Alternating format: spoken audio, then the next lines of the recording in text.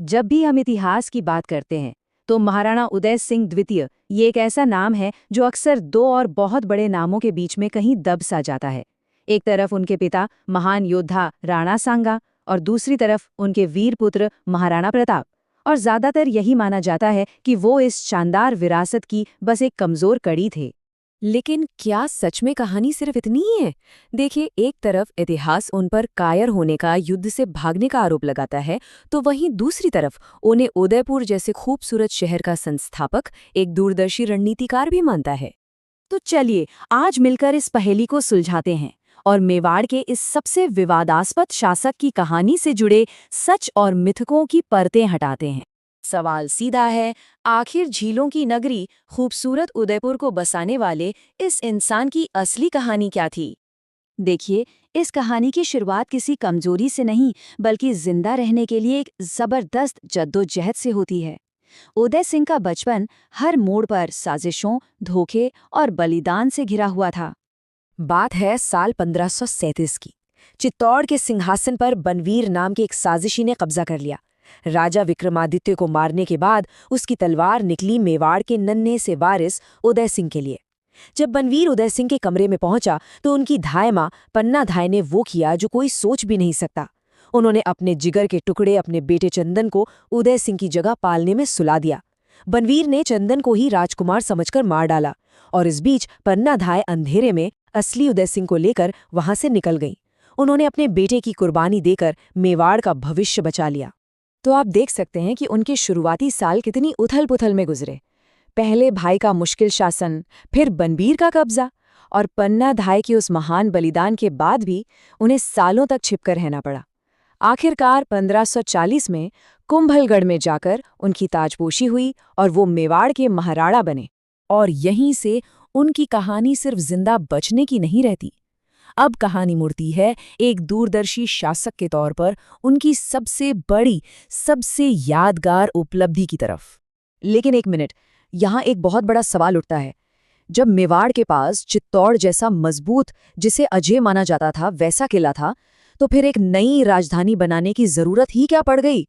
इसे सिर्फ पलायन कहना शायद जल्दबाजी होगी। असल में ये एक शानदार सैन्य और शहरी योजना का नतीजा था। उदय सिंह ये बात बहुत पहले समझ गए थे कि तोपों और घेराबंदी की नई तकनीकों के सामने चित्तौड़ का किला अब उतना भी सुरक्षित नहीं रहा। इसलिए उन्होंने अरावली की पहाड़ियों से घिरी एक बहुत ही सुरक्षित गिरवा घाटी को चुना और फिर साल 1559 में उन्होंने उदयपुर की नींव रखी। मेवाड़ के लिए एक ऐसी राजधानी जो सिर्फ खूबसूरत नहीं बल्कि कहीं ज्यादा महफूज भी थी। वैसे एक दिलचस्प कहानी ये भी कही जाती है कि एक योगी ने उन्हें शिकार के दौरान ठीक उसी जगह पर शहर बसाने की सलाह दी थी जहां वो अपनी धूणी रमाए बैठे थे। ये कहानी शहर की स्थापना को एक अलग ही रंग देती है। पर सिर्फ एक नया शहर बसा देने से चुनौतियां खत्म तो नहीं हो जाती। अब बात करते हैं उनके शासन के उन फैसलों की जिन पर सबसे ज्यादा सवाल उठाए जाते हैं, खासकर तब जब उनका सामना हुआ उस दौर के सबसे ताकतवर साम्राज्यों से। पहला बड़ा इम्तिहान आया 1543 में, जब अफगान सम्राट शेर शाह सूरी ने चित्तौड़ पर चढ़ाई की तो उदय सिंह ने लड़ने के बजाय किले की चाबियां उसे भेज दीं। कई लोग इसे कमजोरी की निशानी मानते हैं, पर क्या ये भी हो सकता है कि ये अपनी प्रजा को एक तयशुदा तबाही से बचाने का एक सोचा समझा और व्यवहारिक फैसला हो? और फिर आया वो पल जिसने इतिहास में उदय सिंह का नाम हमेशा के लिए दर्ज कर दिया, चाहे सही कारणों से या गलत। साल था 1567, जब मुगल बादशाह अकबर अपनी विशाल सेना के साथ चित्तौड़ के दरवाजे पर आ खड़ा हुआ। अब कहानी का सबसे अहम मोड़ यहीं आता है। उदय सिंह ने चित्तौड़ अपनी मर्जी से नहीं छोड़ा था। उनके सभी सरदारों और युद्ध परिषद ने उनसे गुजारिश की कि वो अपने परिवार के साथ किले से निकल जाएं। तर्क बिल्कुल सीधा था, अगर मेवाड़ को बचाना है तो मेवाड़ के राणा का जिंदा रहना सबसे ज्यादा जरूरी है। राजा बचेगा तो ही तो राज्य दोबारा खड़ा हो पाएगा। तो उदय सिंह के जाने के बाद किले की रक्षा का जिम्मा सौंपा गया दो महान योद्धाओं को, जैमल और पत्ता। इन दोनों ने अपनी छोटी सी टुकड़ी के साथ अकबर की लाखों की फौज का जिस बहादुरी से सामना किया वो आज भी एक मिसाल है।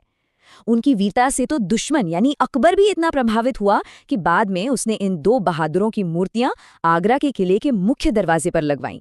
तो फिर से वही सवाल सामने आता है, क्या चित्तौड़ छोड़ना कायरता थी या फिर ये एक दर्दनाक मगर जरूरी सामरिक फैसला था?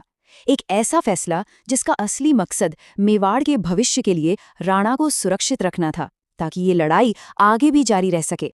तो एक संस्थापक, एक उत्तरजीवी और एक पिता के तौर पर महाराणा उदय सिंह की कहानी अपने आखिरी पड़ाव पर कैसे पहुंचती है?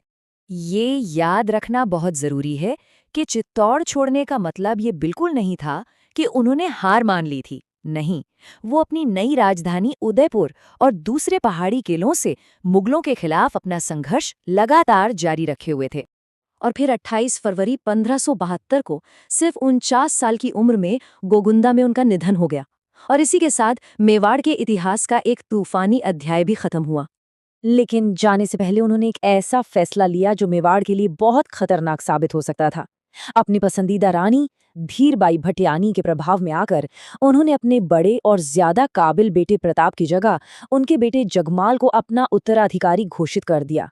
ये एक ऐसी गलती थी जिसे बाद में मेवाड़ के सरदारों ने सुधारा और प्रताप को गद्दी पर बैठाकर मेवाड़ को एक बड़े गृह युद्ध से बचा लिया।